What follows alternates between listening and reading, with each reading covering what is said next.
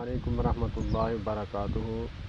گدھے کی آواز سنیں تو حدیث پاک کا مفہوم ہے اعوذ باللہ من الشیطان الرجیم پڑھیں یا پھر لا حول ولا قوت الا باللہ، کیونکہ وہ شیطان کو دیکھتا ہے، آوازیں نکالتا ہے۔ اگرچہ مرغ کی آواز سنیں، مرغے کی جو اذان جب دیتا ہے تو اس وقت جو ہے سبحان اللہ، الحمدللہ، ماشاء اللہ پڑھنا چاہیے۔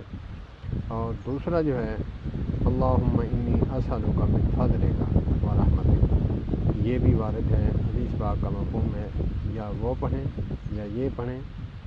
اللہ پاک ہمیں شر شیطان اور شر انسان سے محفوظ فرمائے، کیونکہ قرآن پاک کی آیت کا مفہوم ہے الذی یوسوس فی صدور الناس من الجنۃ والناس۔ ناس بھی آیا ہے اور جنات بھی آیا ہے، اسی لیے دعا سکھائی گئی ہے کہ آپ جو ہے یہ دعا کثرت سے پڑھیں۔ معوذتین ہیں جو اللہ پاک ہمیں عمل کی توفیق عطا